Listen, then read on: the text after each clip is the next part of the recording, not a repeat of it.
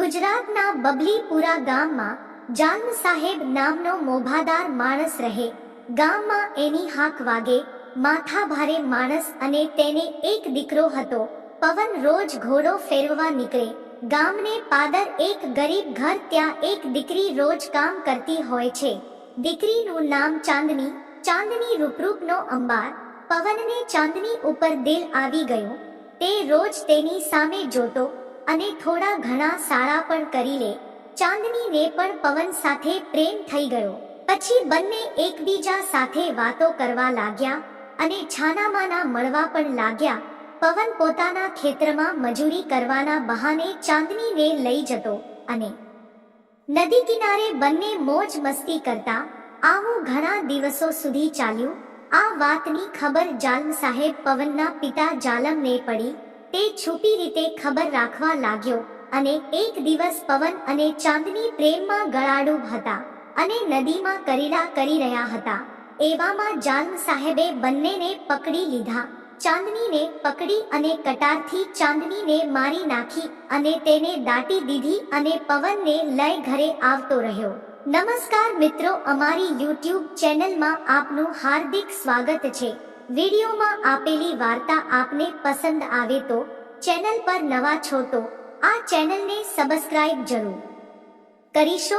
મનની કામવાસનાથી અતૃપ્ત આત્માઓ અને ભૂતની સર્જાણી અનેક કહાની. નદીને સામે કાંઠે ધનપુરા ગામમાં એક ગરીબ કુટુંબનો છોકરો, એનું નામ વનો, ઘેટા બકરા અને ગાયો ચરાવે. નદી કાંઠે વડલાની નીચે આરામ કરે છે. ઉનાળાનો દિવસ તડકો બહુ લાગે તો નદીમાં રોજ નહાવા પડતો અને કલાકો સુધી નહાતો હતો. હવે ચાંદની ભૂત સર્જાણી હતી. તે પણ નદીમાં પ્રગટ થઈ નહાવા લાગતી અને વના પાસે આવતી. એમ કરતા કરતા વનાને આ ભૂત ચાંદનીની સાથે પ્રેમ થઈ ગયો. ચાંદની કામવાસનાથી અતૃપ્ત હતી, તેથી તે વનાને ખૂબ જ આનંદ કરાવતી, વનાને કામ તૃપ્ત પણ કરતી. આવું ઘણા દિવસો સુધી ચાલ્યું. એક દિવસ વનાને ચાંદની કોણ છે તે જાણવાનું મન થયું અને તે ચાંદનીને પૂછવા લાગ્યો કે તું કોણ છે? તારું ઘર ક્યાં છે? તારા મા બાપ કોણ છે? હું તારી સાથે લગ્ન કરવા માંગુ છું. ચાંદની એ કીધું કે હું કોણ છું એ તને કહીશ તો તને બીક નહીં લાગે ને? વના એ કહ્યું, હું તને પ્રેમ કરું છું અને પ્રેમમાં બીક શેની? અને ચાંદની એ પોતાની સાચી હકીકત વનાને જણાવી દીધી. હું ભૂતની છું અને તને પ્રેમ કરું છું. હું પણ તારી સાથે લગ્ન કરવા માંગુ છું. વનાને ઘડીક તો પરસેવો વળી ગયો અને પાછું એને થયું કે મને કોણ દીકરી આપવાનું છે?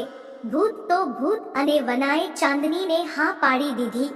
પરંતુ ચાંદની એ શરત રાખી કે જે દિવસે તું હું ભૂત છું એવું બીજાને કહીશ તે દિવસે હું તને છોડીને જતી રહીશ.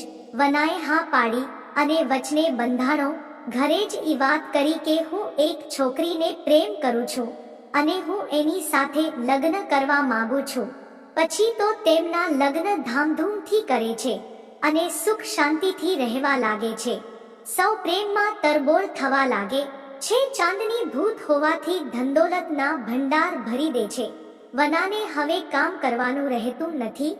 ઘરમાં ચાંદની સુખ સાહેબી ભરવા લાગે છે.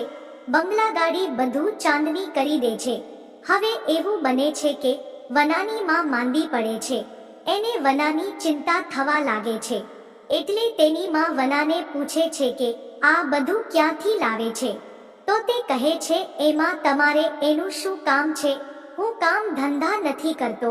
હવે વનાની માં મરણ પથારીએ પડી હતી. એની માતા કહે છે કે વના મરતી માની ઈચ્છાને પૂરી કરીશ. તો વનાએ માને ઈચ્છા પૂરી કરવાની હા પાડી અને એને પૂછી લીધું કે બેટા, આ બધું ધન દોલત કયાથી લાવે છે? જો ન કહે ને તો તને તારી આ મરતી માના સોગન. વનો મજબૂર થઈ ગયો અને એને કહેવું પડ્યું કે ચાંદની એક ભૂતની છે અને આ બધું તે લાવે છે. ચાંદની એ પણ આ સાંભળ્યું.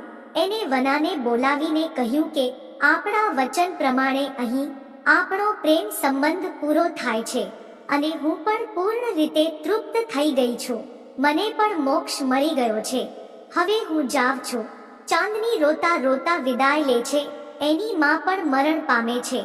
હવે ચાંદનીના વિરહમાં વનો ગાળા જેવો થઈ જાય છે અને નદી કાંઠે જઈ ચાંદની રોજ રાહ જોવે છે. મિત્રો, વાર્તા સારી લાગે તો લાઈક, શેર અને કોમેન્ટ જરૂર કરજો. ચેનલ પર નવા હોવ તો સબસ્ક્રાઇબ જરૂર કરી લેજો. ફરી મળીશું એક નવા વિડીયોમાં. ત્યાં સુધી આવજો.